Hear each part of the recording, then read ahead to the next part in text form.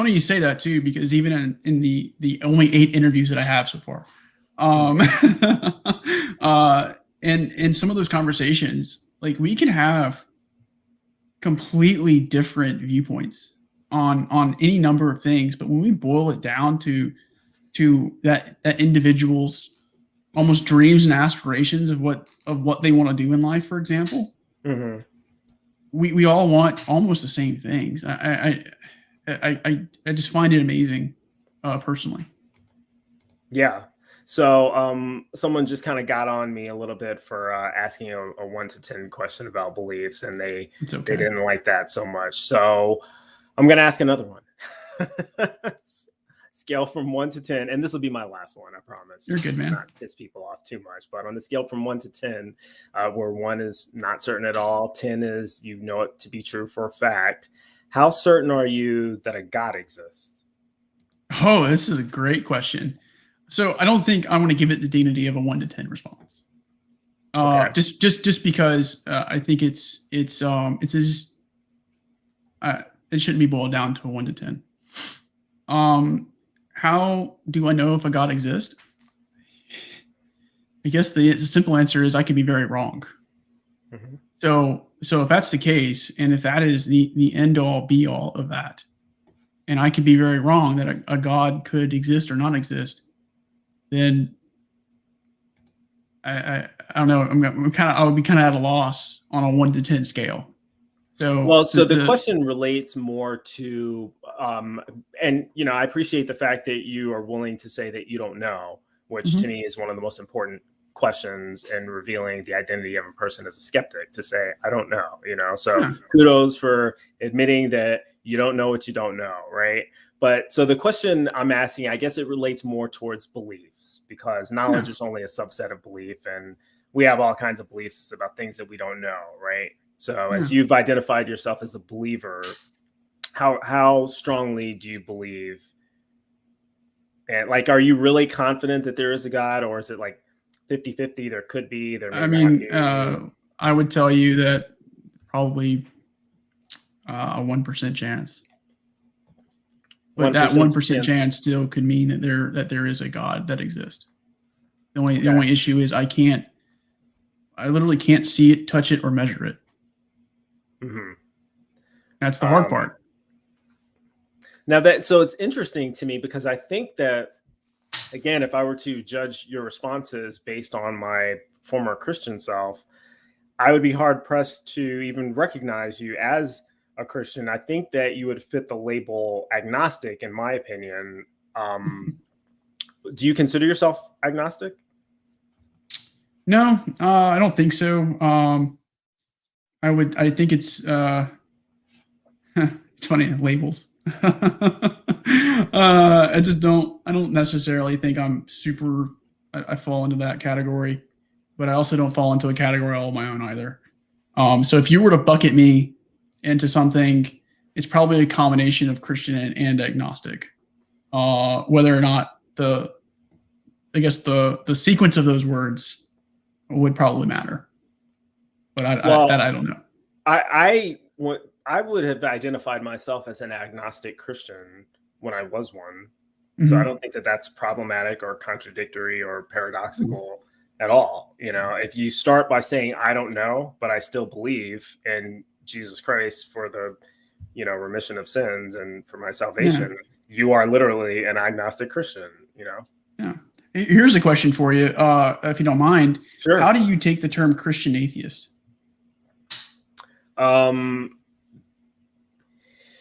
It depends. It depends on how the person using it defines Christian and how they define atheist. Because again, these are labels that have multiple usages. I don't believe that there's any like single objective intrinsic meaning applicable to any of those words. And so they mean different things depending on depending on who's using the term, right? So it would depend on what the person means when they say Christian. And depending on how they define it, I would either consider it a cogent label or a paradoxical one. So, for example, if someone were to tell me that they believe an atheist is a person who believes that no God exists, and then they define Christian as someone who believes that Jesus Christ was God in the flesh who rose from the dead for their sins, and they describe themselves as a Christian atheist or an atheistic Christian, I would say that that is paradoxical based on their own definition. However, if they defined atheist as a person who lacks a belief in the existence of God or gods, and they define Christian as a person who believes in following the moral teachings of Jesus Christ, who inspired people to live in a certain way, then I could accept that because they're using it in such a way that it doesn't necessarily contradict itself. Okay, so just make sure I have that right. So if they're let's just say Christian atheists, and that's typically how I've seen it. If they're adhering to the values, what they think of Christianity, but they don't believe in God, then that makes sense. Is that correct? That would make sense under those definitions, under the second two definitions that I gave. And so I don't like to straw man anybody or assume that they're a certain thing just because they've used a certain label about themselves. Kind of like going back to the beginning of this conversation, when you identified yourself as a theist and a Christian, but it comes to find out you're an atypical both of those things, and we probably agree on a lot more than we disagree with, right? Of course. So just because a person has a label that they're applying to themselves doesn't mean that you know what the hell they're talking about. So now I do want to ask you, how do you think that you are perceived by other Christians in terms of given everything that you believe and how you've described yourself? Let's just say this: I'm already getting Facebook messages, so let's just leave that alone for now. You're getting Facebook messages as of the duration of this conversation? Yes. Or just literally, okay. I think once I dropped the God, the we don't know if a God exists bomb, I got messages. Now, Jim, I have to. It's certainly never my intention to put people on the spot to where now they have to come out or explain or defend themselves to people who are close to them. So it was my assumption that your beliefs and your ideology was known, but that may have been an error on my part. So are you revealing a lot of these ideas about yourself for the first time publicly? I don't think so. I mean, I've been pretty honest. And in many ways, so I'd hope I've been relatively consistent, even with my previous interviews with good old Pasta Mike at Normalizing Atheism and Oz a few months ago. So, I mean, I don't necessarily, the writing is on the wall. I don't think it's new. Okay. Well, you certainly frequent the Atheist Network group Discord chats. Yeah. Which was going to be my last question before we move into open discussion. But why do you hang out with us? That's a great question, right? Before you answer, well, I'm glad you think it was a good question. I thought it would have been a better question if we differed more on our beliefs and if you aligned more towards the type of Christianity that I see as typical. But now that you've answered so many of the other questions in a different way, I don't know that the question is as relevant anymore. It seems pretty obvious, but I'll let you go ahead and answer anyway. You seem to have a decent time, hanging out with us, and we talk about it's majority atheists. You're in there sometimes. We have Eddie from Eddie Brute Facts come in there every now and again, and he's going to be joining us in the discussion coming up soon as well. But why do you like to hang out with us, and what do you get out of it? Yeah, so again, it's a great question, and I kind of adhere to the idea of a dialectical process, right, or something to that effect, where you create like a virtual engine to better yourself, or this is called virtue, this is called any number of things, right? Heavily influenced by Aristotle, Plato, and that's you guys are the opposing viewpoint, unfortunately, or fortunately, really is what it is, and so I get to seek understanding, right? So I'm not necessarily trying to go in and evangelize. Like that's kind of not always useful. But I can sit there and try and understand other viewpoints. And from understanding other viewpoints, I can improve mine. And I can also, I think, maybe learn something that's important. I think I already know the question to this answer, but you've surprised me at every other question, so I'm not going to assume too much. Do you think that it is the duty of Christians to evangelize? I would say at some point, yes. Now, the methodology for evangelization is the problem, I would think. Okay. And would it be fair to say that you're still exploring that method as you are still exploring your beliefs? I mean, yeah, that's fair to say. And what I would say as far as evangelizing is it doesn't really help to go around saying, you're going to burn in fire and brimstone. It doesn't always help. That's been around for millennia almost, and or actually more than that. And it's had mixed results as far as that's concerned.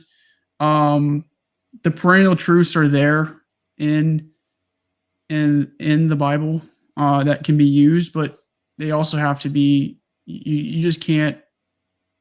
I don't know. I don't think blunt force works, and I think that you should live by example if that's what you're going to do, and not by hypocritical type of things. And typically speaking, and when you say live by example, what example beyond the civil discourse that we're having right now, what example do you think that you are trying to set for other people, whether they're Christian or non-Christian?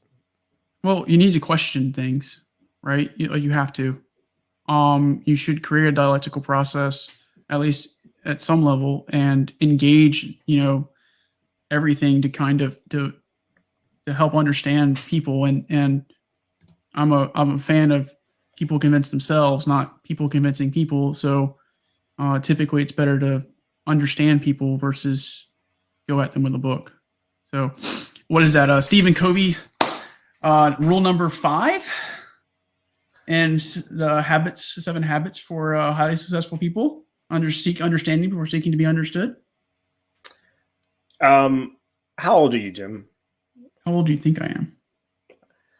Well, I think that you're young, which is it was this intended to be a compliment because you seem young to me, but you seem wise beyond what I think your years are. But I could be wrong, and I'm terrible at guessing people's ages. Oh, you're good. I'm 30.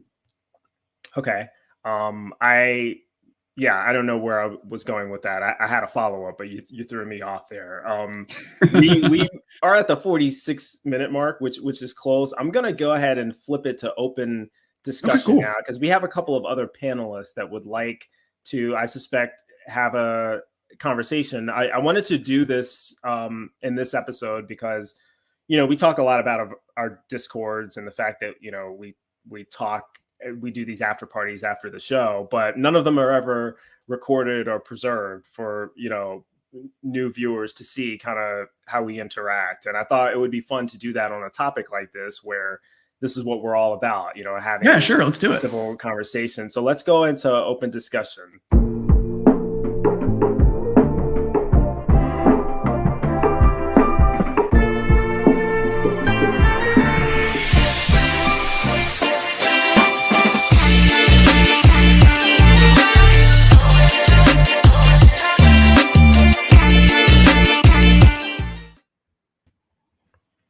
Hey, look at that. We got Sunny Shell, we got Oz, we got Eddie Brute Facts. What's going on, guys?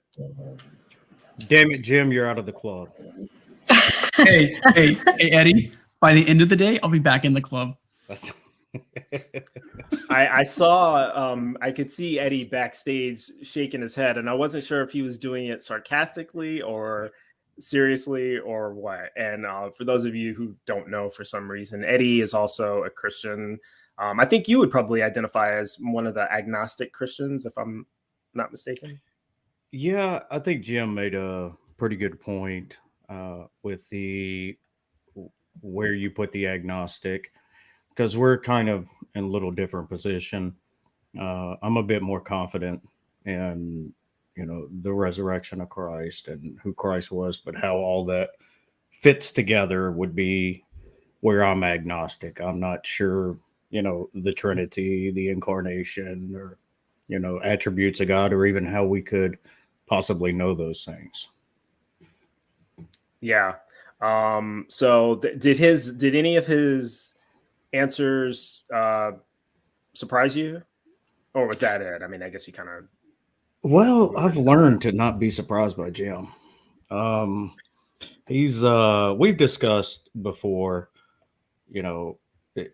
kind of in a little bit. I didn't know, when he starts assigning numbers like 1%, I just have to call myself an atheist or an agnostic at that point. I think but I understand Jim thinks on a different level of abstractness than I do. He's got kind of a, psychological kind of philosophy that I just can't keep up with sometimes. So you and Jim have known each other for, it sounds like, a little while, probably longer than I've known either one of you.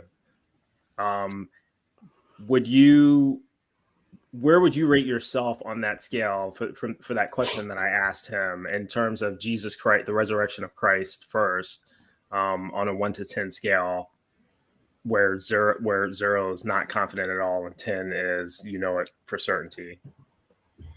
Of course, it's hard to put numbers on stuff, but just for the sake of conversation, I would say that was actually a pretty good joke there earlier, Theo, making a play on the micro and macro evolution. I would say probably that God exists. I would probably somewhere in the 80% maybe, or an 8. Mm-hmm. That Christ was divine in some kind of way and was part of that, plan of atonement. If there was a plan of atonement, I would say 60, maybe 70. I can Where say, do you think the threshold is for being able to legitimately call yourself a Christian? And I'm not asking you to, adopt Jim's position, because you're two different people with ideas. But for you to recognize someone as a Christian, what would they have had to answer on that scale? I think that the only important part of someone identifying as a Christian would be where I would fit into possibly maturing or mentorship there. Other than that, I don't think that it's important to me, that because I believe that all human beings are valuable, and I don't put stock into those on my side more, or care more about those on my side. In fact, I have a special heart for atheists and agnostics because of, going through deconstruction myself at one time, being an agnostic. I understand, especially those that's been hurt by the church. And I don't try to say who is or who isn't this or that. I let people, kind of identify with how they feel. And I know people that are pragmatic Christians that don't believe in the resurrection at all. And they just follow it for, the teachings of Christ, or they think it makes them a better person, or things like that, So if they want to say they're a Christian, I'm not anybody in any position to say they're not. Yeah, that kind of falls in line with what Jim was saying earlier, and I've switched to calling him Jim. I was calling him James through the whole show, but I see that you have Jim written down there. It kind of falls in line with what he was saying about someone using the term atheist and Christian at the same time. And, my answer was it depends on how they're defining it. But it sounds like you would be willing to accept someone as a Christian, or you would accept that label, even if they don't believe in a literal God or literal Christ, but if they believe in following kind of the ideals that they've adopted from this, the person that was written about in this Bible, whoever he was. Yeah, I think that, there's things that people can argue about what was good and what wasn't. But I think overall we can agree that Jesus, talked about many good and moral things, taking care of the poor, the widows, and um, thanks, Oz. Taking care of the poor, the widows, the imprisoned. We can disagree about certain things he may have said or context, but I think that whatever somebody uses, needs, or uh, makes them a better person, and they're not out hurting people, and they're not taking sides and having tribalism and things like this. I don't see an issue with anybody holding to any beliefs, whether they're true or false, if it makes them a better human being to other human beings. I know this conversation was really supposed to be about Jim, but I do have to ask you one more follow-up given what you just said there. And it's the same question that I asked Jim a little while ago. What do you believe the role of evangelism is for a Christian? Is this something that Christians ought to do, or is that not necessary? No, I totally reject evangelicals' idea of evangelism. I think it's exactly like, I believe it was Paul that said, we're just to give an account. When we're asked, that's it. We live our life as an example. And when somebody asks us, why do we do the things that we do? Then that's an opportunity. Or if they ask us what we think about God or what we think about Christ or what do we think about these spiritual things, then we talk about it. We don't go out and knock on people's doors and disturb families and beat people over the head with the Bible and chase them down the street, like I love the TikToks, every one of them where they're running off and it's going, let me tell you about my Lord and Savior, Jesus Christ. And it's always a different animal because that's what I feel like, with a lot of these evangelists. I don't think it's biblical at all. I think that the early church did a type of evangelism for spreading the church, but there's nobody in this country that hasn't heard about Jesus or doesn't know, the basic story about Jesus. I'm not going to tell them anything different than what they probably already know.